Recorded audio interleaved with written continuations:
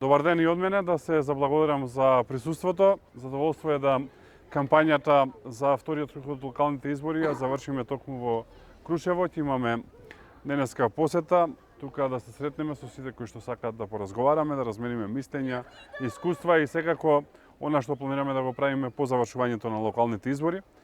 Мене ми е драго што веќе имаме бројни реализирани проекти, а имаме и бројни во најава. Сакаме повторно да направиме инфраструктурен бум тука во Општина Крушево со цел она што го каже и кандидатот за градоначалник и иден градоначалник, а тоа е да може и економски да се развива општината.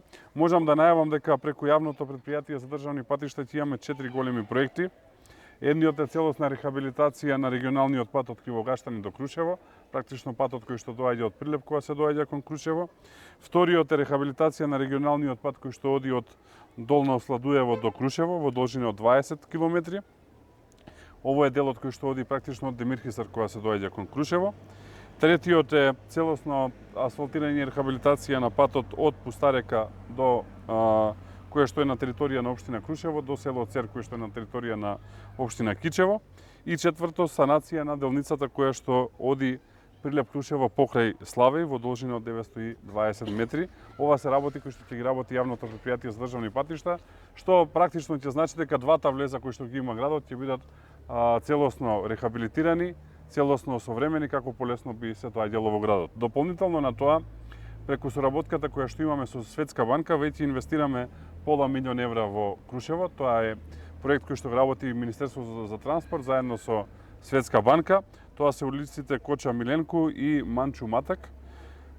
Таму проектот привршува. Очекувам следната недела веќе да поставиме хоризонтална и вертикална сигнализација и да бидат пуштени во употреба, што многу ќе значи за жителите кои што гравитираат кон овие две улици.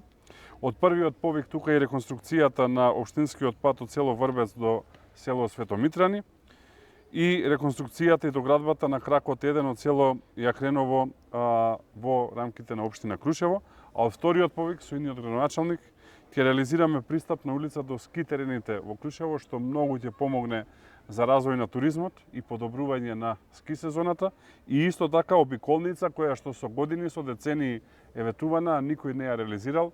Првата фаза е во вредност од 1 милион евра, заедно со идниот градоначалник ќе ја реализираме и секако стоиме на располагање за сите други проекти кои што можеме да ги работиме заеднички. Можам да најавам дека преку Министерството за спорт ќе се работи и веќе тендерот е во тек на изградба на мултифункционална спортска сала, каква што на градот му недостасува, за жал во моментов нема.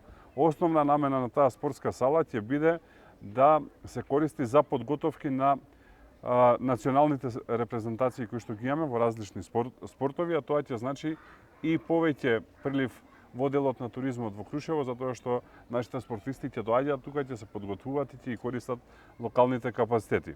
Со градоначалникот ќе работиме и на бројни проекти кои што следуваат во следниот период. Јас сум убеден дека ќе има голема победа во недела, дека ќе се случат промените конечно и тука во Крушево, како што минатата година се случија на ниво на држава, и дека ова владење на СДСМ и ДУИ ќе добие точка и тука во Крушево и заеднички ќе развиваме општината. Благодарам, поилета ако има прашање.